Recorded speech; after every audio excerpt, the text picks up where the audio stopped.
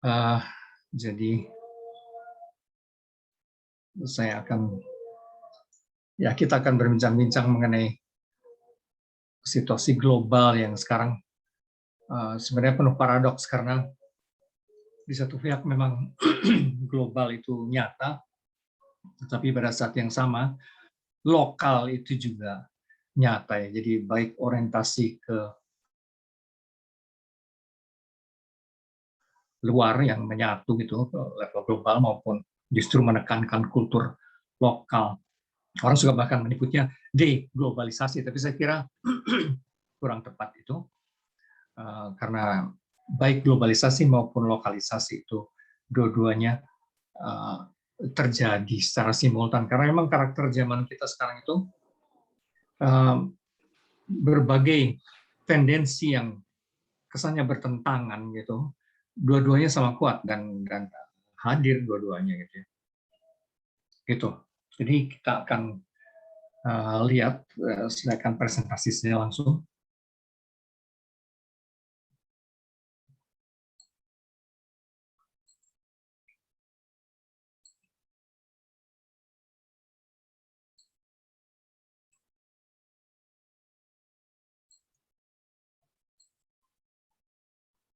Oke. Jadi sebagai istilah globalisasi yang lebih tepat meminjam dari Roland Robertson dalam bukunya Globalization, A Social Theory and Global Culture. Ya, jadi globalisasi itu yang dimaksudkan sini adalah proses dinamis interaksi antar kultur global dan kultur lokal gitu ya. Interaksi itu nyaris sama kuat sih sebenarnya gitu. Artinya antara tendensi sentrifugal dan sentripetal yang keluar dari sistem maupun ke dalam sistem itu sebenarnya sama kuatnya. Oke. Dan ini proses interaksi global dan lokal ini berkarakter sebagai berikut. Pertama-tama polisentris ya. Polisentris artinya pusatnya itu banyak ya. Pusat ada banyak dan bergeser-geser. Kekuasaan tidak lagi terpusat pada negara tertentu secara hegemonik gitu ya. Maka ini suka disebut sekarang itu yang terjadi kosmopolitanisme yang banal. Kosmopolitanisme yang banal dari kalau dulu tuh dibayangkan banyak hal tuh berpusatnya di dunia barat ya. Banyak hal berpusat di dunia barat, bahkan lantas kita cenderung menyebut hegemoni barat, entah itu barat dalam arti yang lebih tua, Eropa atau Amerika gitu. Yang kemudian disusul oleh Jepang dan sebagainya. Tapi dan dalam kerangka itu omongan mengenai kosmopolitanisme bahwa kita itu semua menjadi warga dunia gitu seringkali dulu tuh dianggap sebagai apa ya, wacana yang tidak realistis, itu wacana khas barat saja gitu. Atau sekurang-kurangnya wacana negara-negara maju saja gitu. Jadi biasanya kosmopolitanisme elitis gitu kan ya. Tapi sebenarnya sekarang yang terjadi itu kosmopolitanisme itu banal dalam arti begini. Sekarang itu orang berkeliaran dari negara-negara berkembang, berkeliaran entah sebagai pekerja, entah sebagai imigran, hampir ke seluruh dunia, ke segala belahan bumi. Dan di situ dalam kerangka itu kayak TKI Indonesia yang bertebaran, entah itu di Timur Tengah, di Hong Kong ataupun bahkan di mana sebagian mungkin di Eropa gitu, di Malaysia dan sebagainya. Itu atau juga kayak tenaga kerja Filipina dan sebagainya, dari negara-negara berkembang seperti itu bertebaran gitu di seluruh dunia, dan dalam arti itu mereka pun otomatis menjadi warga dunia gitu ya, dan budayanya juga saling berinteraksi. Dan dalam arti itu kosmopolitanisme itu bukan sesuatu yang elitis lagi gitu, itu banal dalam arti ya sehari-hari ya, orang-orang biasa juga berkeliaran di mana-mana gitu. Karena memang orang semakin mudah juga bermigrasi ya masalah itu. Begitu. Jadi ini maka bersama dengan itu konsep hegemoni itu juga tidak lagi memadai ya. Sama dengan konsep konspirasi dan sebagainya itu sebenarnya tidak terlalu memadai lagi kalau terus-terus itu digunakan karena kondisinya tuh sekarang tidak selinier itu gitu. Sekarang tuh benar-benar makin seperti jejaring ya. Dan dalam konteks tertentu negara tertentu atau bahkan benua tertentu menjadi pusat, tapi dalam konteks yang lain tidak. Misalnya dalam konteks pasar budaya, tiba-tiba Korea gitu kan yang dominan dan seakan-akan menjadi salah satu pusat ya selain Amerika dan Inggris sebagai sumber kultur pop gitu. Nah seperti itu bergeser-geser gitu ya.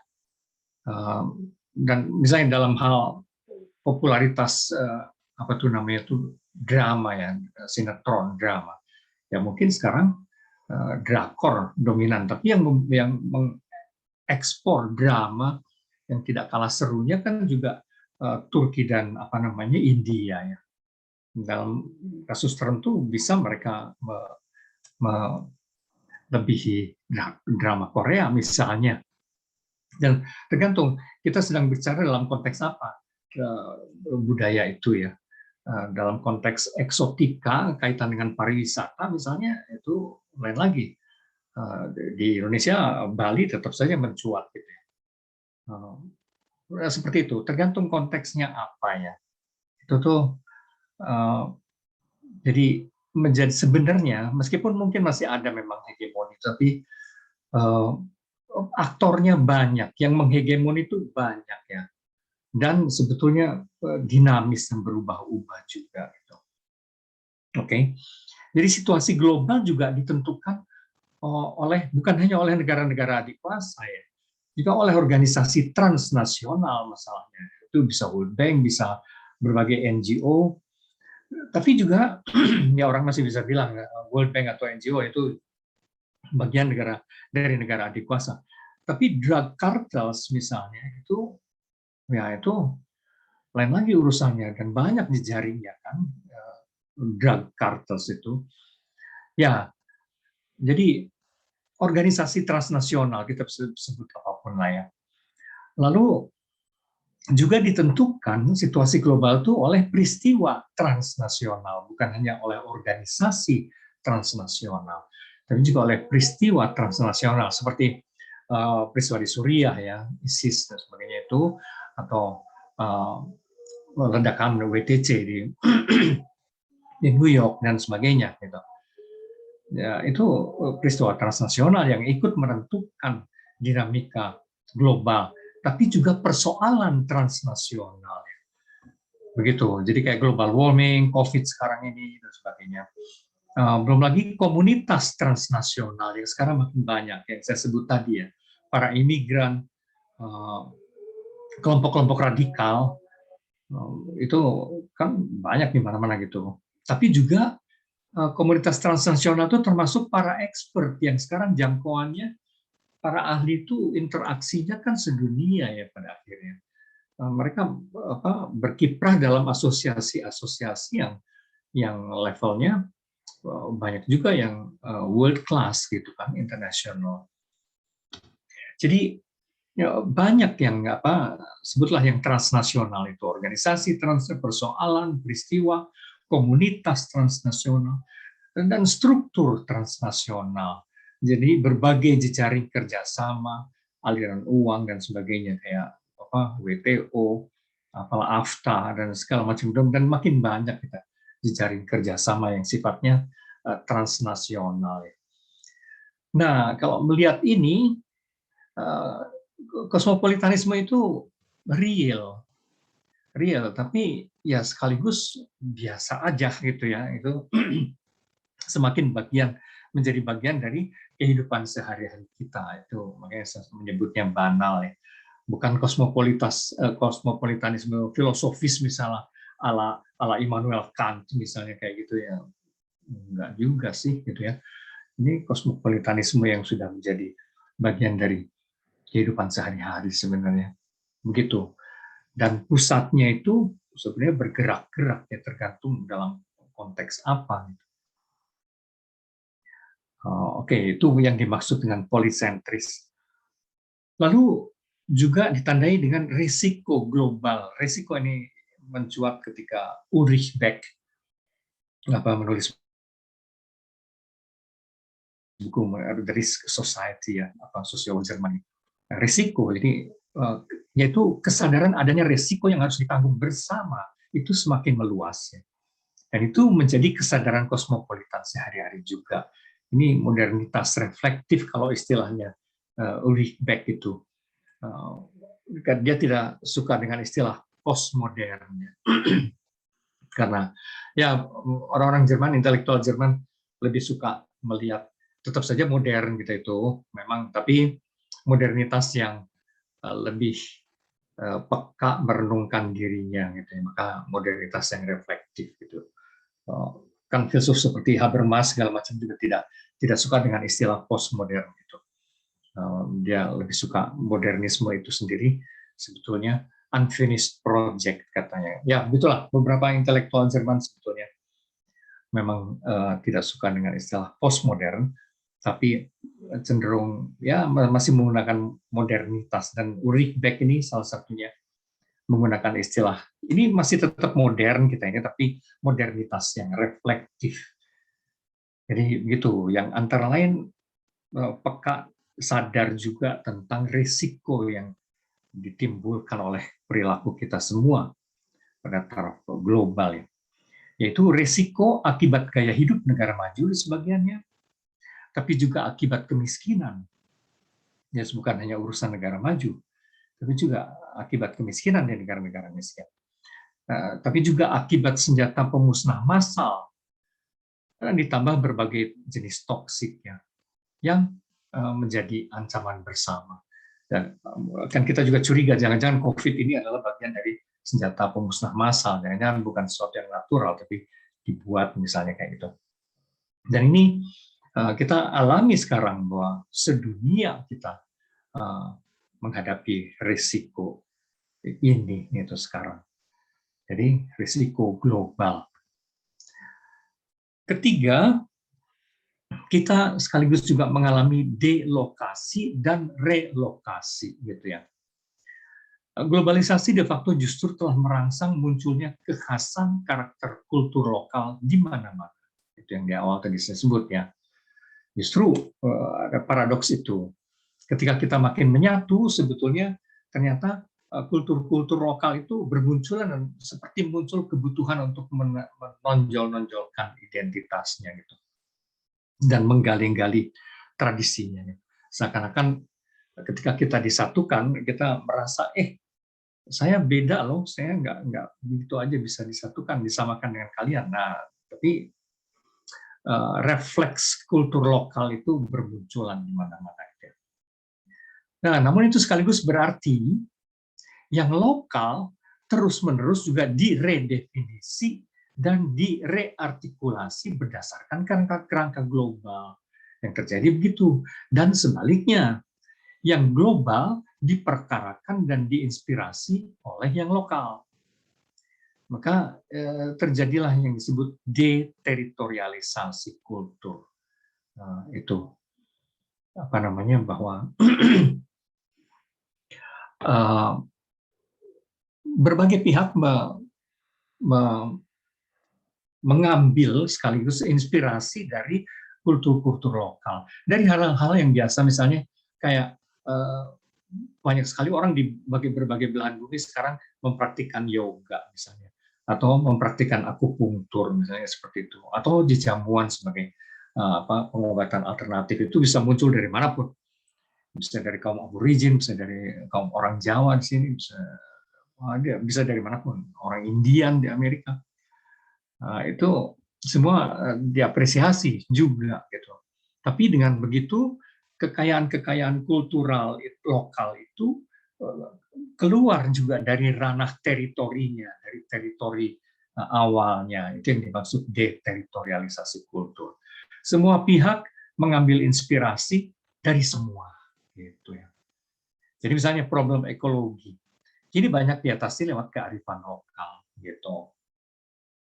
Jadi orang mulai menyadari lagi dulu nenek moyang kita sebenarnya mempunyai cara bergaul dengan alam yang jauh lebih positif dibanding dengan kita sekarang di era teknologi misalnya kayak gitu-gitu.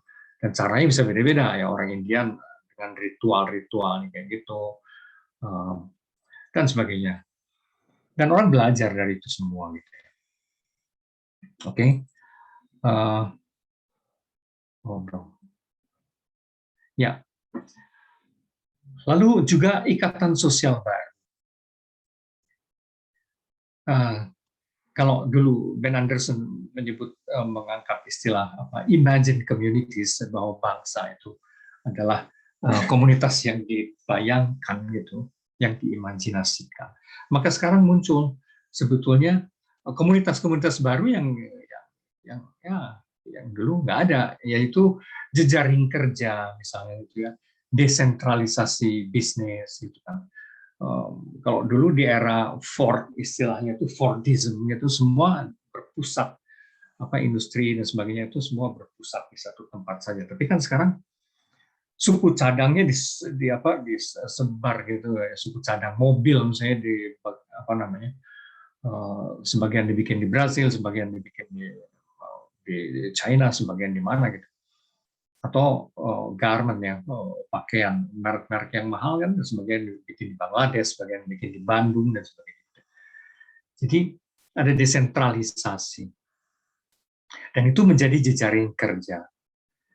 Nah, tapi juga ada kan jejaring hobi gitu ya. Saya kira yang paling menonjol itu dunia game sekarang ya. Para gamers itu kan interaksinya ya sedunia sekarang itu. Gitu. Tapi banyak lah jejaring hobi yang scope-nya sekarang ya sedunia. Belum lagi pernikahan campur. Semua itu berpotensi menimbulkan ikatan sosial transnasional. Tapi sekaligus beresiko merenggangkan ikatan sosial lokal. Gitu. Jadi memang ini penuh ambiguitas, penuh dilema. Gitu.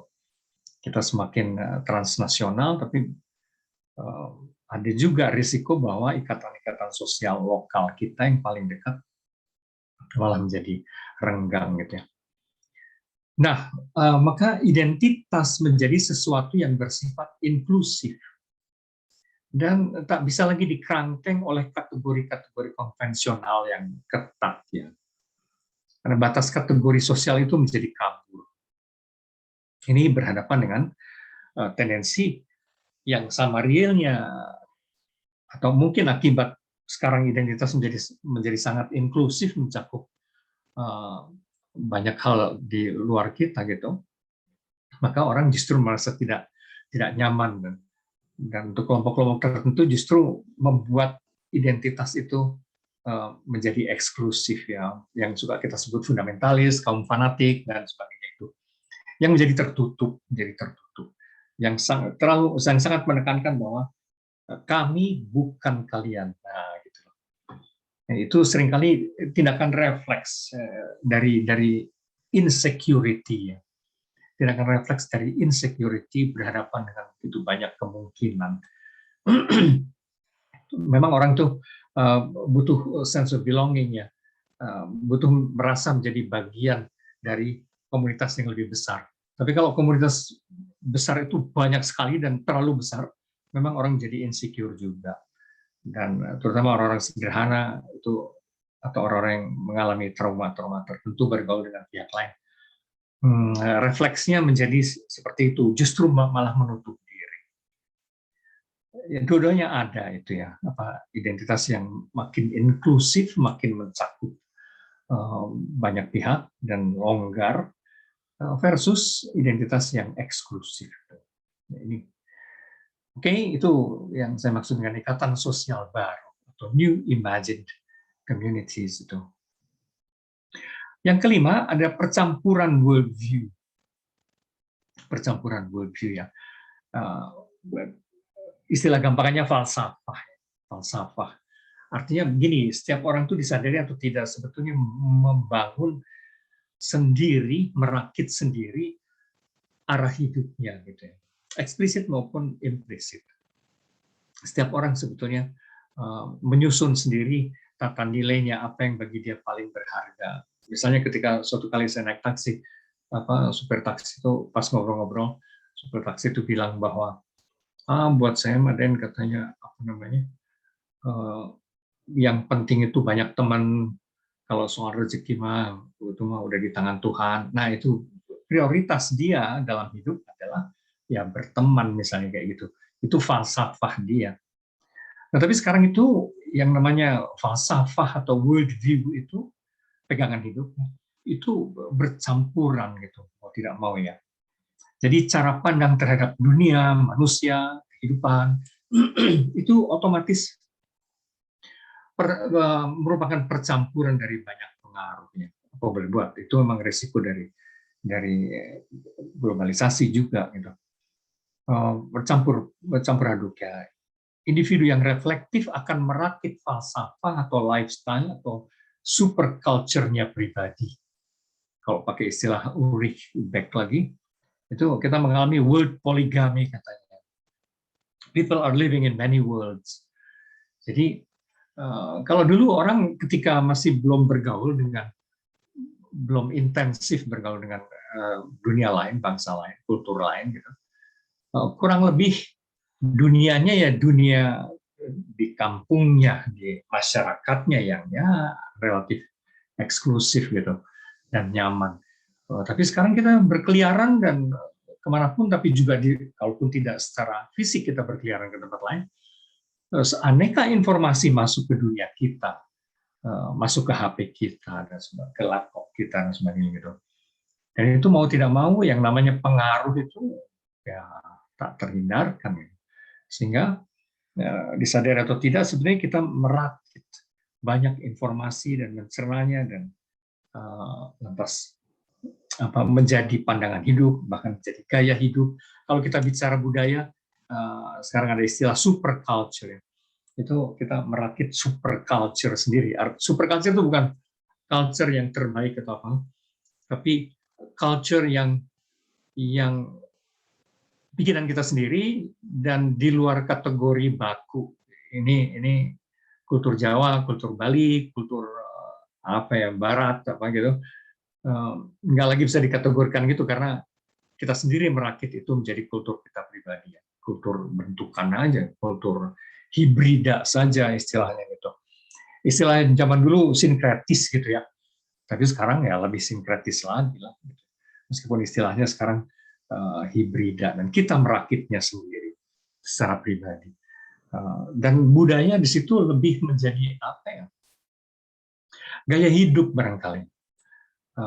Gaya hidup lifestyle ya, bukan way of life kita cara hidup dalam artian yang lebih dalam, lebih style barangkali ya sekarang itu.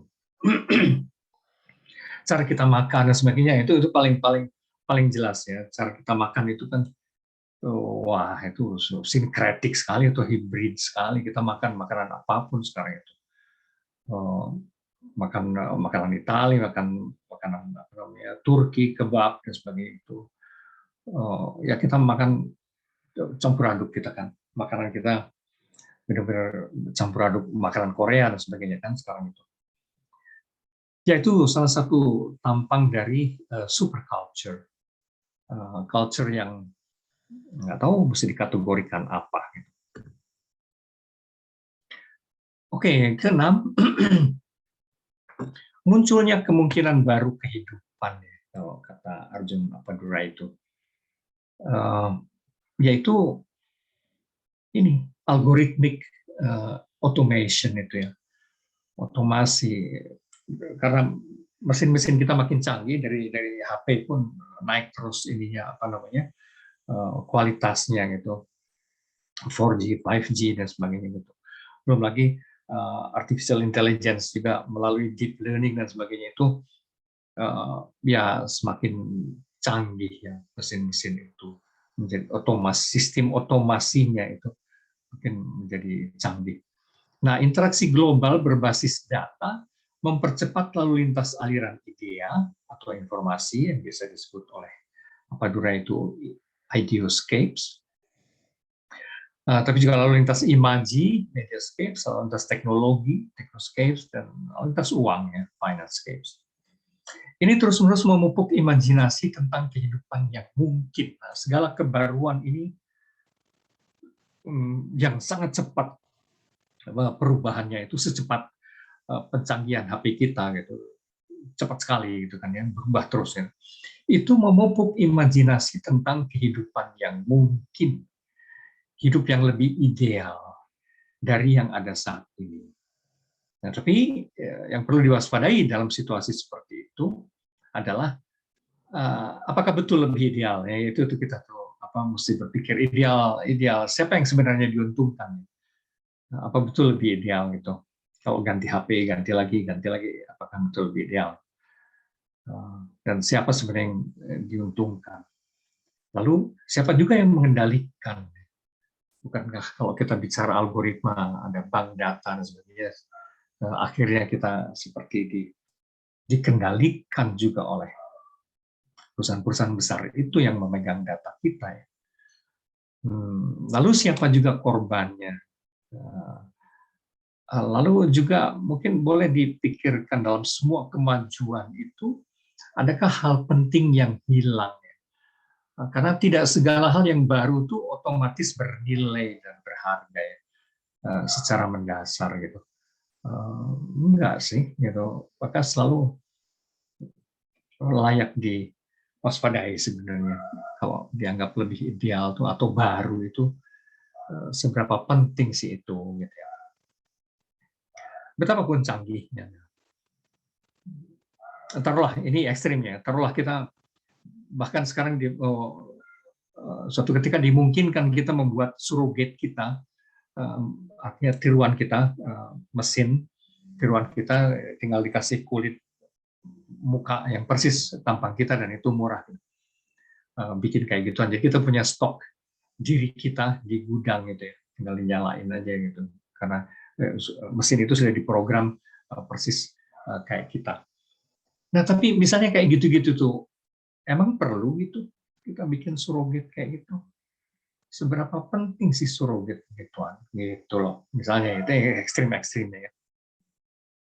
Oke. Lalu nomor 7, pelebaran kesenjangan, ini istilah dari Zygmunt Bauman. Nah, ini juga perlu diperhatikan di dalam globalisasi itu. Dalam realitasnya, globalisasi juga memperlebar kesenjangan sebenarnya ya, antara yang mampu dan yang tak mampu. Sebab globalisasi adalah juga proses konsentrasi kapital, bagaimanapun ya, dan kemungkinan pilihan, serta percepatan tindakan-tindakan efektif.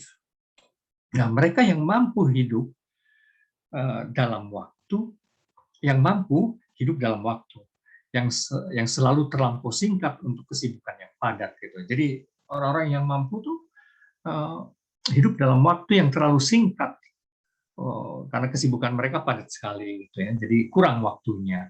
Sementara yang tak mampu tak punya apapun bahkan untuk membunuh waktu gitu ya. Dan akhirnya justru dibunuh oleh waktu. Dan saya kira ini tuh real gitu ya.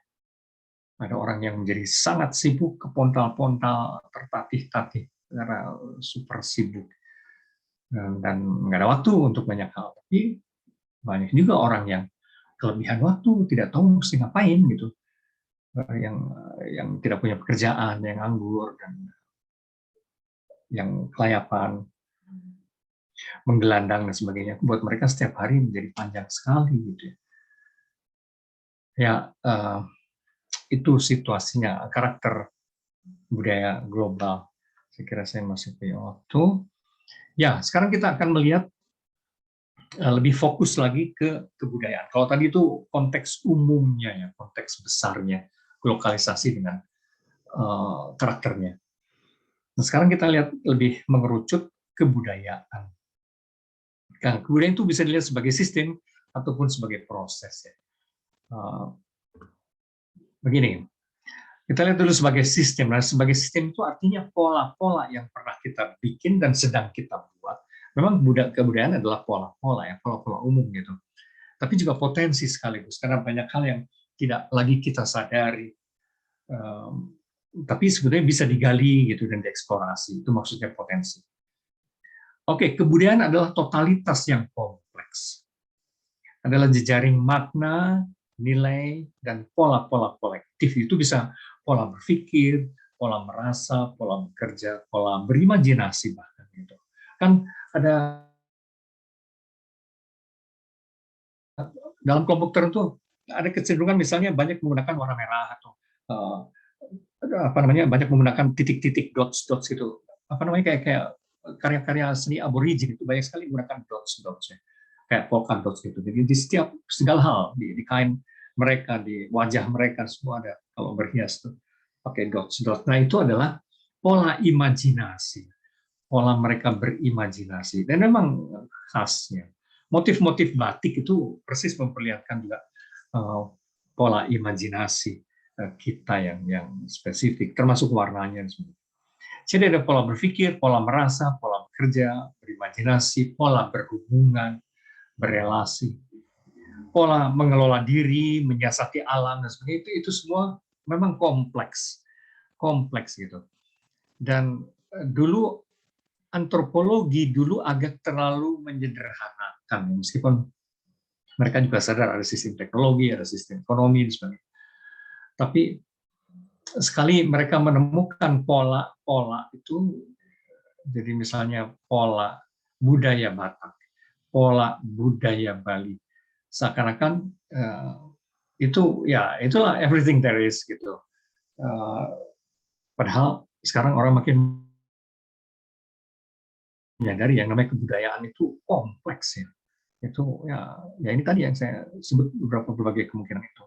Tapi oke, kompleks. Tapi yang kita tangkap hanyalah snapshot parsial saja sebenarnya. Dalam kenyataannya itu kan gitu ya. Sebenarnya kita budaya itu kalau kita ikan itu kayak air tempat kita berenang sebenarnya ya. Itu kita nggak pernah sungguh-sungguh tahu air itu apa, kecuali kalau kita melompat keluar dari air gitu. Nah, maka saya misalnya orang Jawa, saya hidup dalam atmosfer Jawa. Sebenarnya yang kita tangkap itu ya seserpi aja budaya Jawa tuh apa gitu. Sementara totalitas dan esensi budaya itu tetap misteri. Itu bagikan air bagi ikannya itu ya. Itu environment yang kita dan bergerak terus pula environment itu. Totalitas itu sebenarnya tetap misteri. Artinya di situ masih banyak potensi yang kita tidak tahu sebenarnya. Oke, kebudayaan adalah repositori potensi-potensi, makanya yang seringkali baru kita sadari justru dalam bandingan dengan budaya luar. Nah, ini juga maka cara berpikir ya bahwa hati-hati ada budaya luar gitu, jangan sampai menginvasi budaya kita sendiri dan sebagainya. Itu pun sekarang itu cara berpikir yang terlampau sederhana. Ya. Orang sekarang sadar bahwa kita baru menyadari, misalnya apa? Kita baru menyadari misalnya musik gamelan itu unik sekali dan itu langka dan apa namanya bernilai justru ketika kita membandingkannya dengan musik klasik misalnya gitu loh. Kalau seumur umur kita nggak pernah tahu musik klasik dan ya tahunya cuma gamelan doang itu ya kita juga nggak tahu apa sih hebatnya gamelan apalagi kalau dari kecil misalnya saya udah uplok dengan gamelan terus seumur hidup saya gitu dan saya nggak pernah keluar saya tidak akan menyadari seberapa bernilai sih gamelan bahwa itu bagian dari hidup saya ya iyalah gitu. Tapi bahwa itu tuh bagus gitu itu baru sadari seringkali dalam bandingan dengan budaya lain baru kita ngeh gitu. Persis saya sering mengumpamakan persis seandainya di seluruh dunia ini semua laki-laki dan berkulit sama matang kayak saya tidak akan pernah ngerti apa bagusnya apa dan apa artinya menjadi laki-laki gitu. Karena semua di seluruh dunia laki-laki saya nggak tahu apa artinya laki-laki tapi justru karena ada perempuan ada pohon ada batu ya saya jadi tahu Saya bukan batu, saya bukan perempuan, saya bukan pohon, dan laki-laki itu kayak gini. Nah, begitu. Jadi orang sadar justru in relation with something else, untuk kita memahami, dimungkinkan melihat value kita sendiri. Ini soal cara berpikir ya, karena umumnya kita tuh klise sekali ya, dan over defensif kayak gitu, yang sebetulnya jadi tidak realistis gitu ya. Oke. Lalu kebudayaan bersifat tertutup tapi sekaligus terbuka. Seperti halnya tubuh kita. Tubuh kita masing-masing itu mempunyai mekanisme yang berbeda satu sama lain. Si A, si B, si C, kinerja jantung, ginjal, dan paru-paru mereka misalnya, setiap orang itu berbeda gitu. Karena itu satu kesatuan yang utuh. Setiap orang itu satu unit kesatuan yang utuh. Dalam arti itu tertutup. Tapi sekaligus terbuka, kan kita menghirup udara, makan dan sebagainya itu dari luar. Kita bergaul juga, segala pergaulan kita dengan luar juga mempengaruhi tubuh kita. Makanya kita juga kena COVID dan sebagainya dari luar. Ya, jadi kebudayaan juga gitu. Kebudayaan bersifat tertutup sebagai suatu sistem, tapi pada saat yang sama juga dia tidak pernah terisolir ya. Bahkan hampir dalam semua kebudayaan sebetulnya terjadi pinjam meminjam gitu. Makanya tidak memadai ya yang suka berpikir kita harus mencari ini milik kita yang original dan sebagainya, yang otentik dan sebagainya. Please gitu. Bangsanya wayang apa itu kan kalau dilacak itu kan ya sebagian dari India, sebagian dari mana gitu. Tapi bahwa kita mengolahnya secara unik betul. Tapi kebudayaan sudah selalu bertumbuh dalam interaksi dengan budaya lain. Memang gitu dari dulunya juga. Banyak hal memang kita saling meminjam. Nah, oke. Semakin terbuka, kalau dari perspektif yang seperti itu, semakin besar peluang untuk merevitalisasi potensi-potensi kultural yang kita miliki. Dalam arti begini, melalui bandingan dengan budaya lain, kita melihat potensi kultural kita lebih dalam sebenarnya. Ini kayak bumerang efek ya. Justru melalui yang lain kita lebih memahami kekuatan kita dan sebagainya. Maka pola, sorry to say ya, pola ala militer yang defensif selalu, yang kita harus merapatkan barisan dan sebagainya gitu tuh, udah sebenarnya dalam situasi sekarang agak naif ya. Ya gitu, dalam kondisi global sekarang sikap defensif tidak strategis sebenarnya. Justru kebalikannya, kita akan semakin, tentu kalau kita balik lagi ya kayak bumerang ya. Ya, kalau kita bablas terserap di yang lain ya tentu saja lain, duduk perkaranya jadi lain. Tapi memang dari luar itu kembali ke diri, dan dari situ kita bisa melihat potensi positif maupun negatif terserah. Pokoknya ada bandingannya gitu, ada benchmarknya. Seringkali kan gimana ya, kita itu kan menganggap terus nostalgia saja gitu. Kita bangsa yang besar, sudah melahirkan Borobudur, sudah apalah, terus nostalgia ke masa lampau bahwa kita itu dulu juga ada perguruan tinggi internasional, levelnya Nalanda dan sebagainya. Itu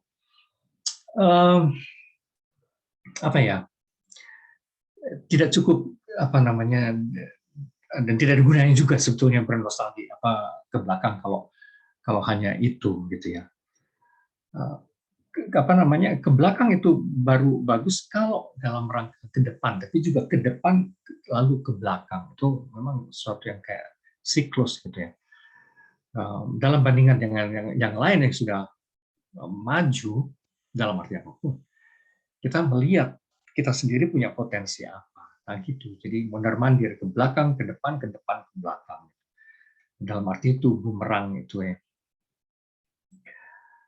Terbuka. Sebenarnya semakin terbuka tadi, peluangnya justru semakin besar untuk merevitalisasi potensi kultur yang kita miliki. Nah, produk budaya hanya bisa bertahan bila didukung infrastruktur sosial juga ya.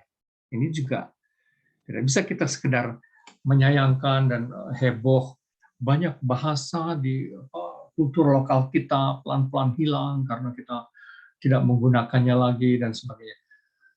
Betul sih, betul, dan ya tentu saja sayang, tentu saja prihatin kita karena bahasa itulah kekayaan kita. Tapi masalahnya kalau realistis, eh, kalau bahasa itu tidak dipakai, tidak ditunjang oleh infrastruktur sosial, ya memang otomatis akan mati ya secara ilmiah.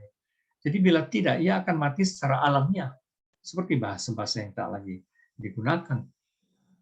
Saya terharu dengan berbagai upaya tentu saja bagaimana bahasa daerah itu di dapat diajarkan di sekolah-sekolah dasar ya, SD, SMP saya kira.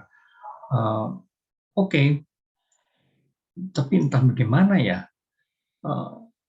saya sih melihatnya misalnya bahasa Sunda yang saya lihat di buku pelajaran anak saya waktu mereka masih kecil, itu kok bahasanya sastrawi gitu ya, yang orang Sunda sendiri juga harus buka kamus dan sebagainya, nggak praktis gitu loh.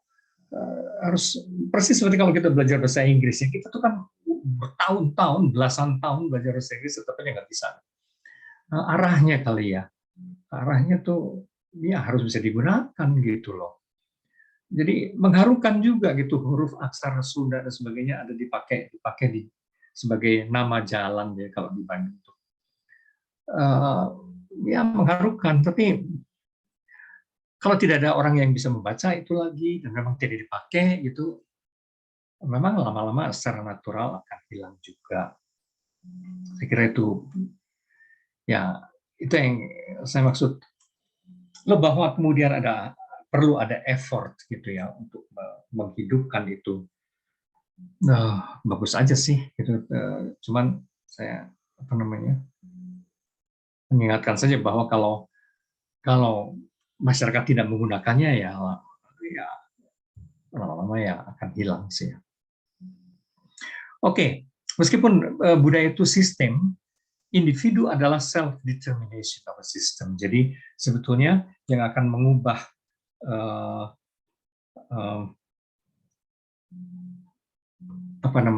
sistem besar itu adalah sebetulnya individunya juga gitu. Kalau pelan-pelan individunya berubah, ya akhirnya sistemnya secara keseluruhan berubah. Jadi komitmen dan inisiatif individu tetaplah sangat menentukan. Baik, itu tadi kalau budaya dilihat sebagai sistem.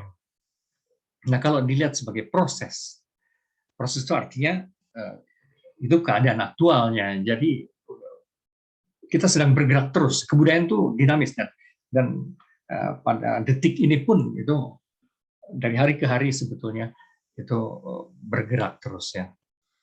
Kebudayaan adalah medan kontestasi kalau dilihat sebagai proses itu keadaan aktualnya. Kebudayaan adalah medan kontestasi kekuasaan untuk memaknai hal-hal penting di dalam hidup. Artinya untuk membentuk cara hidup. Itu bisa kontestasi antar generasi, misalnya generasi milenial sekarang, bagaimanapun cara berpikirnya, meskipun sama-sama Jawa dengan orang tuanya gitu, tapi ya bisa sangat berbeda cara berpikirnya dengan orang tuanya, apalagi dengan kakek, nenek, buyut dan sebagainya. Sama-sama Jawa, tapi bisa berbeda. Apa artinya menjadi misalnya orang Jawa? Apa artinya menjadi orang Batak? Apa artinya menjadi orang Sunda dan sebagainya gitu.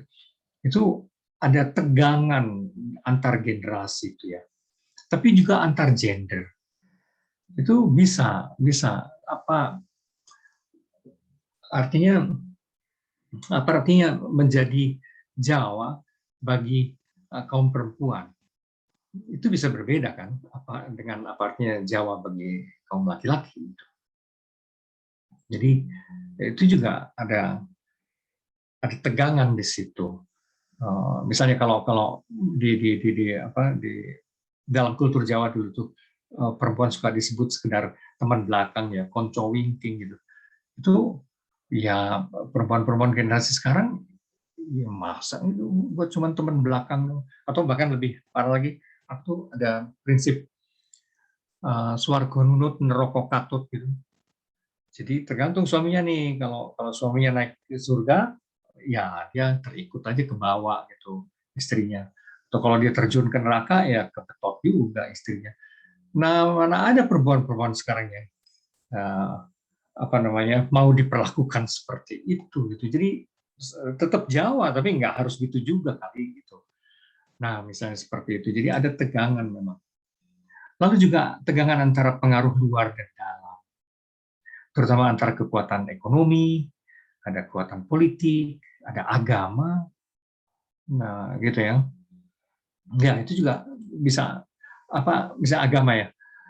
Apa artinya menjadi orang Jawa bagi orang Kristiani? Itu bisa berbeda kan, orang Jawa dengan bagi kaum Muslim, bagi kaum Hindu atau Buddhis kan bisa berbeda gitu.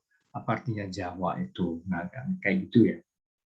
Belum lagi soal pendidikan dan sebagainya. Jadi ada berbagai kekuatan di dalam kebudayaan itu yang sebenarnya terus-menerus bergerak dan bertegangan, saling berkontestasi.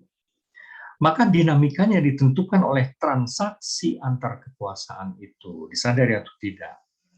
Oleh karenanya, penting mengenali agen-agen yang bermain dalam kontestasi kekuasaan itu. Misalnya saat ini mungkin agen-agen utama adalah tokoh dan wacana agama gitu. Itu, atau juga pekerja-pekerja kreatif misalnya, itu juga tokoh sekarang tuh yang bertegangan, bertransaksi itu ya. Tokoh-tokoh dunia bisnis gitu ya. Belum lagi kaum oportunis politik sekarang kan banyak sekali itu ya. Yang betul-betul memanfaatkan kekeruhan dan kekacauan gitu. Terus-menerus. Tapi juga ini dunia pendidikan gitu. Kaum intelektual misalnya kayak gitu. Itu juga. Jadi ada kontestasi banyak pihak untuk memaknai hal-hal yang kita anggap penting. Gitu ya. Jadi dari sudut itu kebudayaan itu sesuatu yang berdenyut terus gitu ya, bergerak terus dan bergeser-geser apa namanya unsur-unsurnya itu. Oke, dalam interaksinya dengan dunia luar, kebudayaan adalah juga proses translasi. Kalau tadi itu transaksi kekuasaan ibaratnya untuk memaknai, nah sekarang itu kebudayaan juga sebagai proses translasi terus-menerus. Berbagai produk budaya dari luar diterjemahkan ke dalam konteks budaya kita. Dan seyogianya juga sebaliknya, produk budaya kita coba diterjemahkan ke dalam kerangka budaya luar global. Banyak kan sekarang itu yang segala fenomena luar, ya Valentine Day dan sebagainya itu tuh bagaimana dimasukkan ke sini. Terus ya apa ya seperti Thanksgiving itu belum masuk sih, tapi misalnya Halloween, saya juga tahu sekurang-kurangnya di hotel-hotel kali ada Halloween. Nah, tapi apapun yang asing memang itu natural juga. Persis seperti dulu, zaman dulu wayang diterjemahkan kan. Zaman dulu wayang diterjemahkan ke dalam konteks budaya kita, bukan India gitu. Dan itu terjadi dan semakin banyak sebenarnya. Tinggal kita cari contohnya saja. Jadi yang itu juga terjadi. Kebudayaan adalah proses penerjemahan terus-menerus segala hal yang asing ke dalam konteks kita. Tapi juga sebaliknya sih, ada hal-hal tertentu yang dari kita yang mau tidak mau juga diterjemahkan. Misalnya apa musik gamelan tadi contohnya, atau batik gitu. Itu bagaimana itu diterjemahkan ke dalam konteks budaya yang lain gitu ya. Batik itu, misalnya bahwa itu dalam dunia internasional, dalam fashion tingkat tinggi, haute couture gitu, itu ya batik menjadi lain lagi sosoknya. Atau dalam bagi dunia desain gitu, kita membantu menerjemahkan juga ke kultur modern, misalnya ketika desain batik itu dipakai menjadi desain kereta api, menjadi desain segala hal gitu. Nah, itu juga inspirasi yang sangat mungkin nanti juga ditiru oleh dunia luar gitu ya. Ya, ketika gamelan tadi ya di kita itu tadinya ya itu bisa momen perenungan, bisa momen ritual digunakannya dan sebagainya. Tapi misalnya ketika di Inggris gamelan itu dipakai untuk terapi narapidana ya di penjara-penjara di Inggris.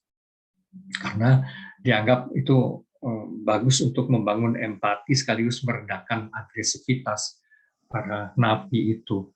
Nah, kita juga baru menyadari ketika diterjemahkan begitu tuh. Loh, bisa ya? Nah, kayak gitu.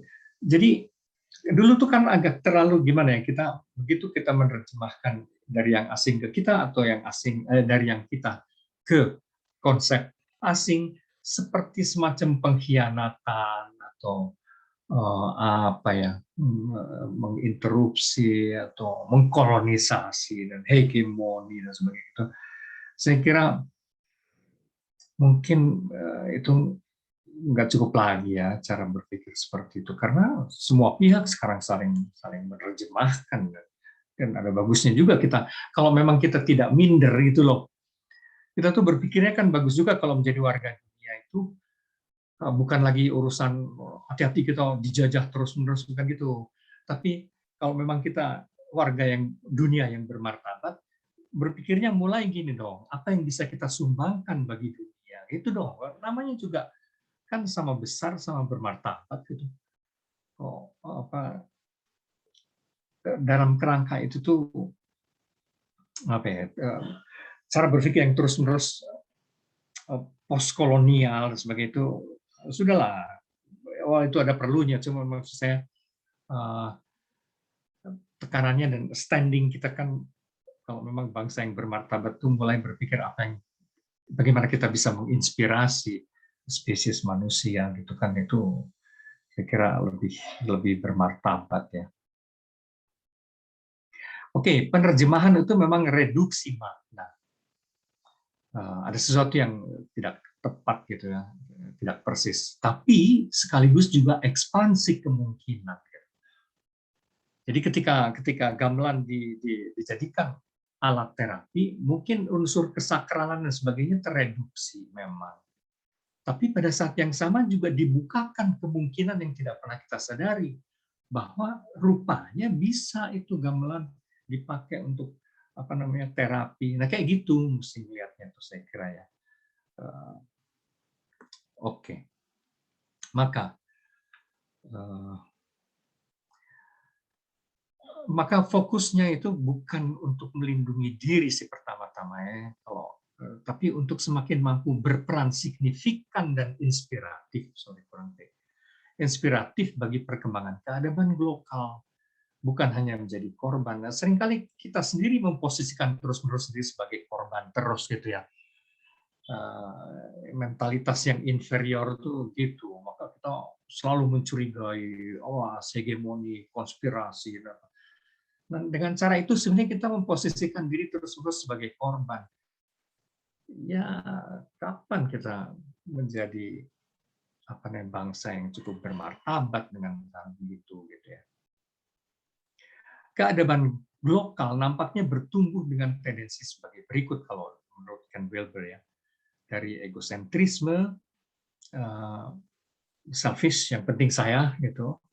Lalu sosiosentrisme, yang care, mulai peduli, yang penting kelompok saya gitu. Tapi lama-lama kalau peradaban itu semakin tinggi itu ya orientasinya menjadi world centris ya. Dan arahnya itu universal compassion. Bagaimana nasib kita semua sebagai bangsa manusia. Nah, ini loh standing bangsa yang besar tuh harusnya kayak gini sih gitu ya mikirnya. Lalu perbedaan bukanlah kesalahan ya. Kita tuh masih juga sering kali, apalagi kalau menyangkut agama itu berbeda itu otomatis akan salah atau sesat gitu atau ancaman gitu ya. Ya, ini semua cara berpikir yang menurut saya sudah agak purba ya, gitu. Dan uh, harusnya perbedaan itu dilihat sebagai inspirasi, sebagai koreksi, sebagai refleksi, itu pancingan untuk merenungkan kembali siapa kita, sebagai pelajaran, tapi mungkin juga bahkan pertolongan ya. Yang berbeda itu bisa menolong kita juga. Tapi yang jelas yang berbeda itu peluang ke arah pertumbuhan ya. Entah pertumbuhan cara berpikir, pertumbuhan keadaban kita dan sebagainya. Kalau terus-menerus melihat segala yang berbeda, apalagi yang asing itu sebagai ancaman, ya itulah bangsa yang minder itu kan kayak gitu, yang jadi nggak pede terus gitu. Dan terus setiap kali, ya kita juga nggak kalah, Bu. Sebenarnya kita juga dulu punya ya dulu, gitu. Maka yang diperlukan sebetulnya dalam dan melalui pergaulan dengan yang lain, kita rumuskan kembali apa yang sebetulnya ideal dalam arti yang most desirable ya, yang kita inginkan gitu, yang lebih kita inginkan tuh apa sih gitu. Tapi melalui pergaulan dengan yang lain dan kemudian mempertebal komitmen terhadap budaya kita sendiri dengan cara justru mengeksplor, tapi melalui yang lain sekali lagi ya. Kita melihat kan kita suka menganggap kalau naifnya tuh kita menganggap hal-hal yang kita punya itu selalu bagus gitu ya. Padahal begitu kita keluar, apaan gitu ya, ecek-ecek gitu ya. Kita mesti ngelihat apa namanya benchmark yang di dunia global ini tuh mereka juga canggih gitu ya. Saya suka ngelihat craft ya, kriya kerajinan tangan Jepang.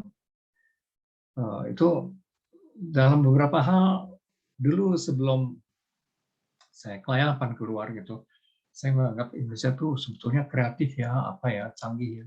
Atau dibanding dengan Malaysia aja, dibanding dengan Thailand aja, mereka kok lebih canggih dalam beberapa hal, lebih intens tuh craftnya itu. Dan lebih keluar lagi ya, lebih ini lagi ya, kok craft kita tuh kok kayak apa ya, kerajinan tangan anak SMA ya. Nah, kan baru. Jadi banyak hal saya kira kita mesti lihat keluar juga untuk standar-standar kecanggihan, kebagusan, kualitas dan sebagainya. Tapi kemudian kembali ke kultur kita, mengeksplor kultur kita. Yang dibutuhkan adalah itu, explore, enhance, perform, and promote. Gitu ya. Jadi gali segala potensi yang kita percanggih, ya. Kemudian tingkatkan kualitasnya, apapun juga itu. Lantas pertunjukkan itu, promosikan itu. Gitu ya. Saya suka sedih tuh kalau kalau pas nonton TV ataupun di airport besar gitu. Kok negara-negara lain tuh heboh sekali ya mengiklankan diri. Ini soal wisata misalnya gitu. Heboh sekali dan bagus gitu ya mengiklankan dirinya tuh di layar-layar yang lebar gitu. Kok Indonesia tuh nggak agresif sama sekali dalam itu. Saya nggak tahu. Kadang saya rada iri dan mana juga gitu ya. Gitu. Uh, Terima kasih dan kita ngobrol lagi. Semoga saya tidak kepanjangan tadi. Ya,